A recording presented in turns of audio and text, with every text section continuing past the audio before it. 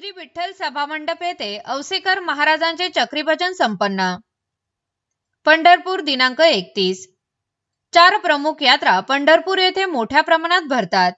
त्यापैकी माघी यात्रा सध्या संपन्न झाली असून या यात्रा कालावधीत श्री विठ्ठल रुक्मिणी मंदिराशी निगडित असलेल्या प्राचीन परंपरांचे कटाक्षाने पालन करण्यात येत आहे. माघ शुद्ध त्रयोदशीच्या दिवशी श्री विठ्ठल सभामंडप येथे ह.भ.प. औसेकर महाराज यांच्या चक्री भजनाची पारंपरिक परंपरा आहे.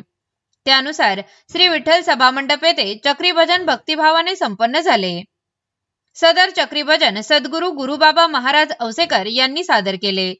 यावेळी श्री विठ्ठल रुक्मिणी मंदिर समितीचे सह अध्यक्ष गहिनीनाथ महाराज औसेकर, व्यवस्थापक संदेश भोसले, विभाग प्रमुख संजय कोकिळ, राजेंद्र सुभेदार, राजेश पिटले, अतुल बक्षी, राजेंद्र घागरे, राजाराम ढगे, सावता हजारे, शंकर मदने तसेच सुमारे 1000 ते 1500 भाविक मोठ्या संख्येने उपस्थित होते.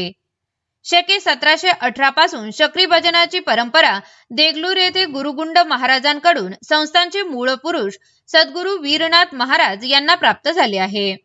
चक्री भजन म्हणजे संसाराच्या चक्रातून व भयातून मुक्त करणारे भजन असून या भजनामध्ये काही भाविक बसून तर काही भाविक उभे राहून नृत्यात्मक पद्धतीने भजन करतात. या भजनातून देहाची विदेही अवस्था प्राप्त होत असल्याची अनुभूती मिळते.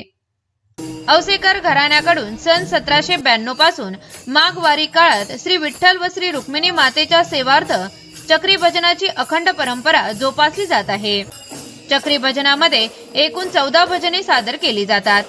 या भजनातून वारकरी संप्रदाय पूर्णतः भक्तिरसात रंगून जातो, असे औसे संस्थानचे अध्यक्ष तसेच मंदिर समितीचे सह अध्यक्ष गहिनीनाथ महाराज औसेकर यांनी सांगितले. दरम्यान श्री विठ्ठल रुक्मिणी मंदिर समितीच्या वतीने मंदिरात होणारे विविध मोठे धार्मिक सोहळे व कार्यक्रम समाज माध्यमांद्वारे थेट प्रक्षेपित करण्यात येत आहे.